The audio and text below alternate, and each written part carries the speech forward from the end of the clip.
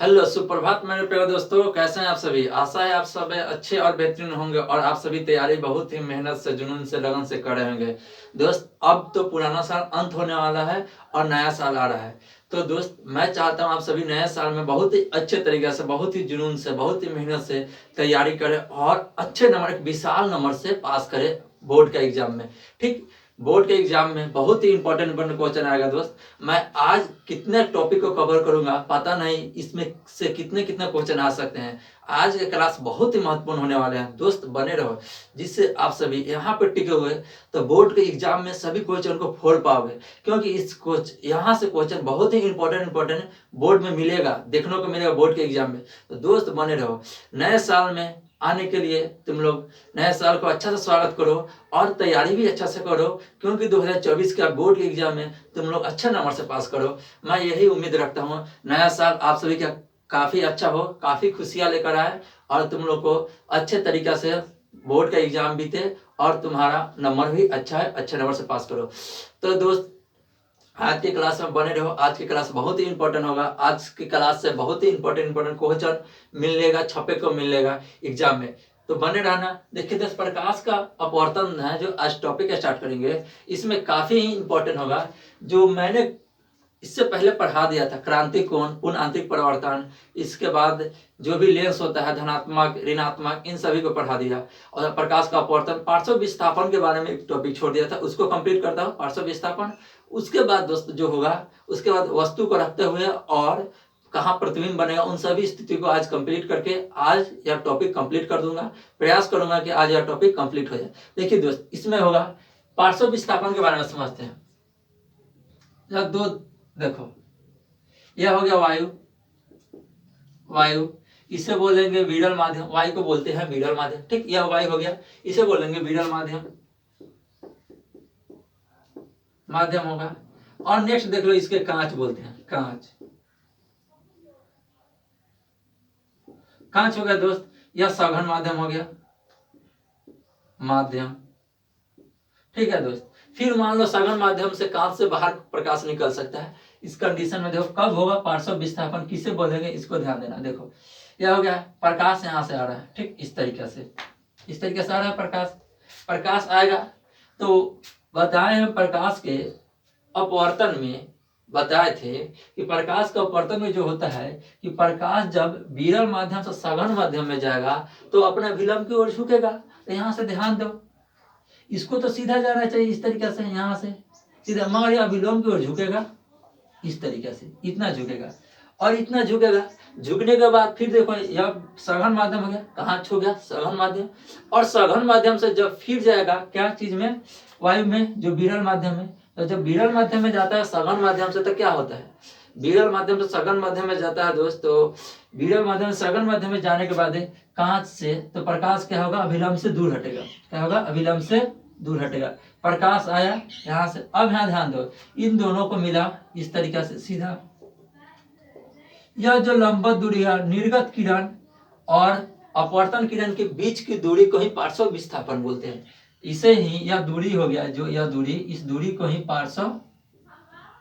पार्श्व विस्थापन, विस्थापन बोलते हैं, पार्श्व विस्थापन बोलते हैं। यह छूट गया था, आज मैंने इसको कंप्लीट करा दिया दोस्त। पार्श्व विस्थापन, यह निर्गत किरण हो जाएगा और इधर देखो परावर्तन किरण, अपवर्तन किरण।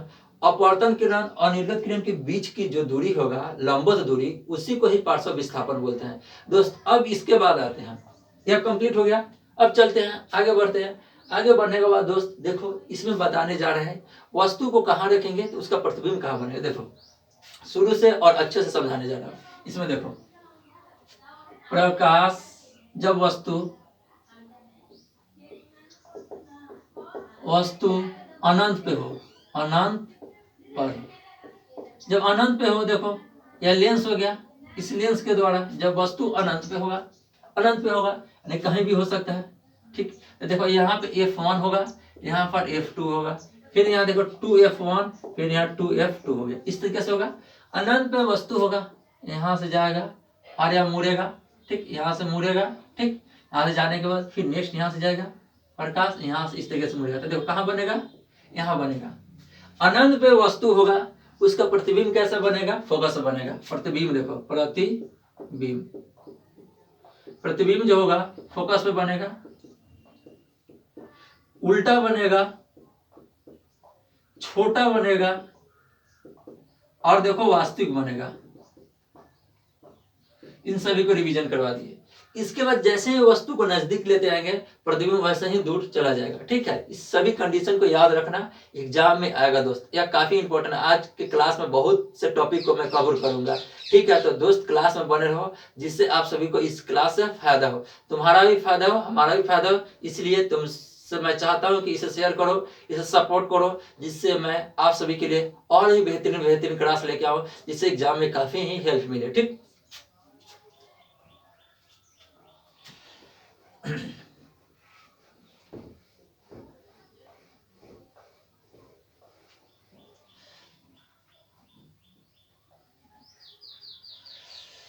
अब इसके बाद दोस्त देखो, जैसे ही वस्तु को अनंत से लेके आते हैं, अनंत और F2 के बीच रखते हैं। वस्तु को अनंत और F2 के बीच रखते हैं, अनंत और F2 के बीच रखेंगे।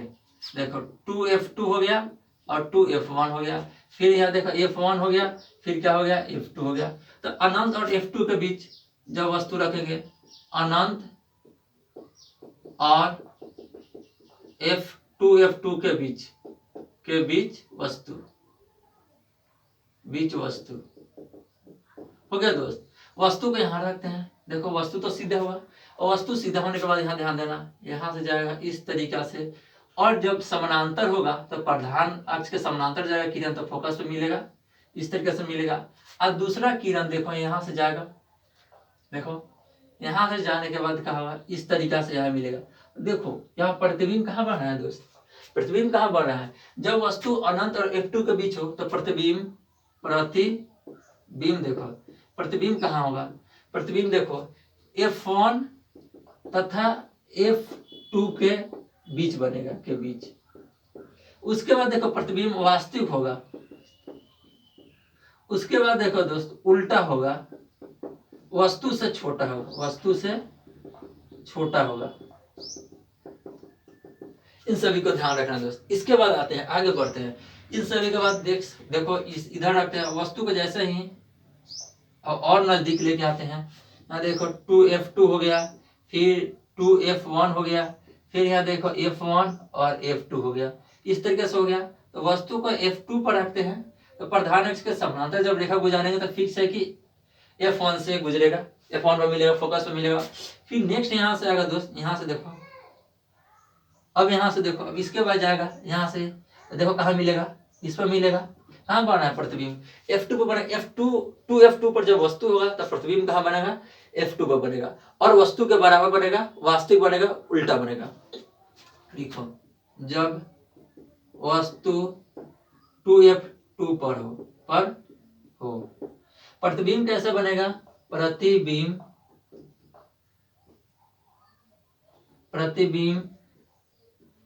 उल्टा, वास्तविक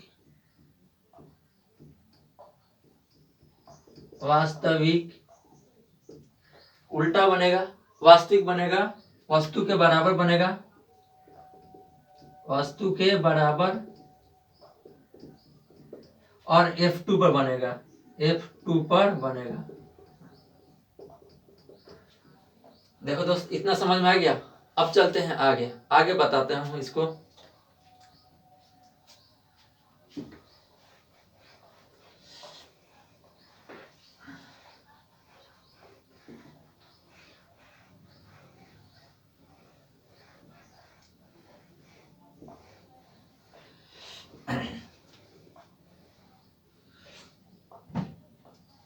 अब यहाँ दोस्त, अब इसको समझाता हूँ। इसमें क्या होगा, अब वस्तु को जैसे ही नजदीक लेके आता हूँ, अब छोटा छोटा समझा के कंप्लीट कर देता हूँ। ठीक, F2 F1 यहाँ होगा, यहाँ 2F2 होगा।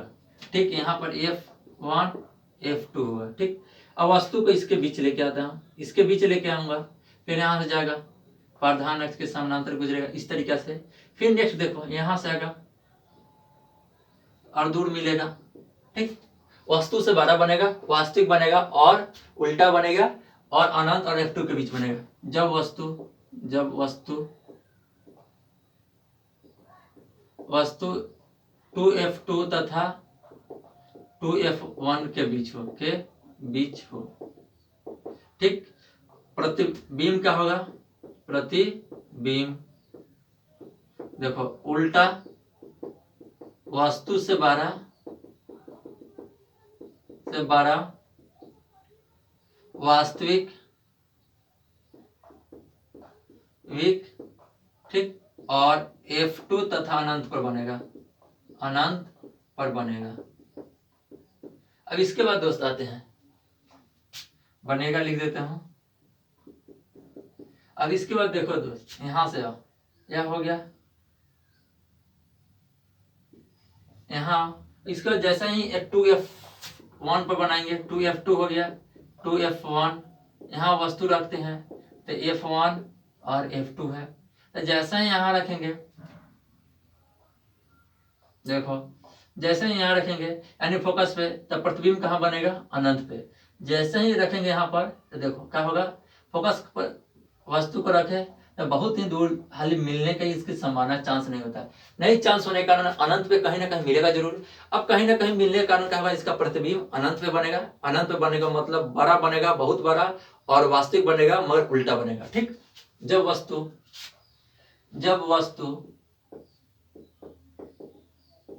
2f1 पर हो, प्रतिबिंब देखो, प्रतिबिंब वास्तविक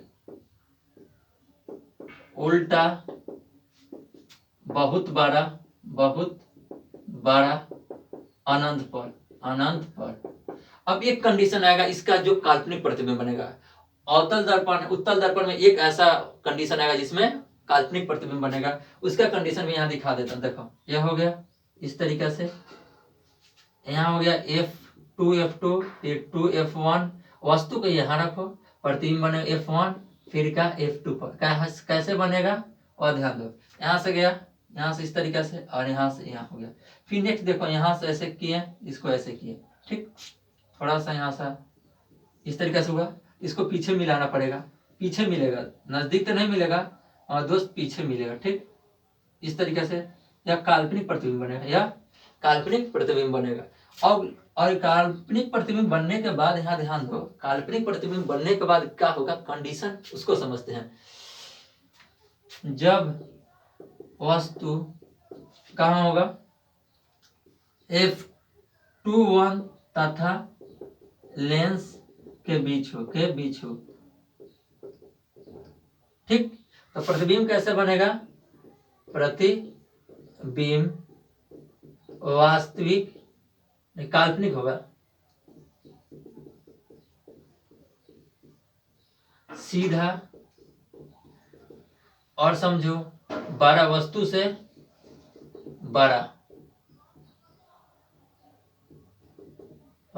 12 बनेगा। ठीक, यह सभी कंडीशन होगा। यह उत्तल दर्पण का सभी कंडीशन कंप्लीट करवा दिए। अब आएगा अवतल दर्पण का। अवतल दर्पण के बाद समझो 2 कंडीशन है अवतल दर्पण का। ठीक है, अवतल दर्पण का सभी कंडीशन कंप्लीट करवाता हूं।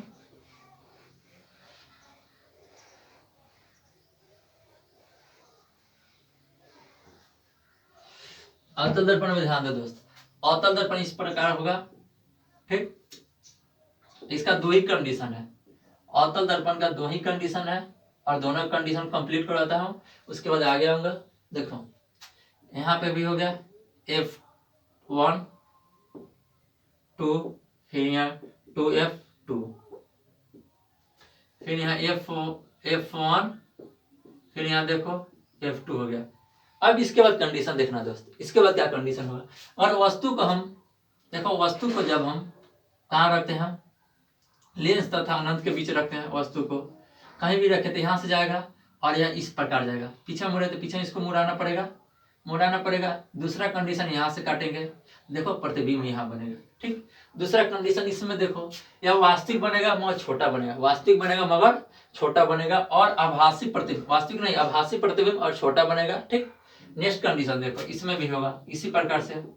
अनंत पे वस्तु रखेंगे, अनंत पे क्या होगा? फोकस पे मिलेगा, यहाँ से मिलाएंगे, इस तरीके से जाएगा।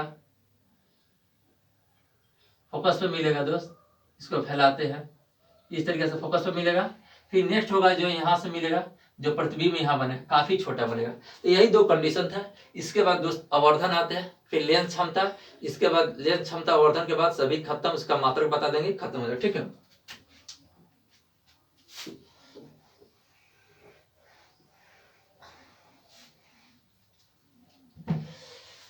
देखो दोस्त आवर्धन क्या होता है। आवर्धन, आवर्धन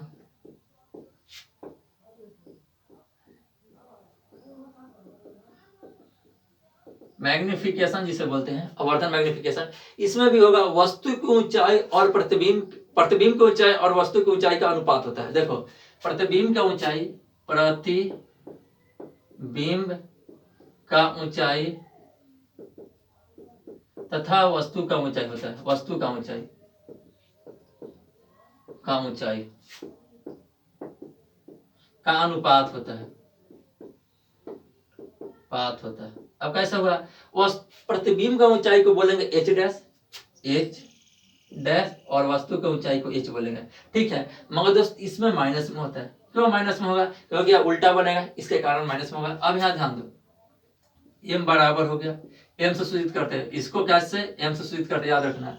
और इसी के कारण होगा v/u भी आता है। ठीक, यहाँ ध्यान देना। अब हो गया दोस्त, अब एक कंडीशन और है, लेंस क्षमता। लेंस क्षमता को समझाते हैं। लेंस क्षमता, देखो लेंस क्षमता को समझना बहुत ही जरूरी है। लेंस क्षमता को समझना बहुत ही जरूरी है। देखो लेंस क्षमता जो होता है का फोकस दूरी का व्युत्क्रमानुपाती होता है। फोकस दूरी का व्युत्क्रमानुपाती होता है।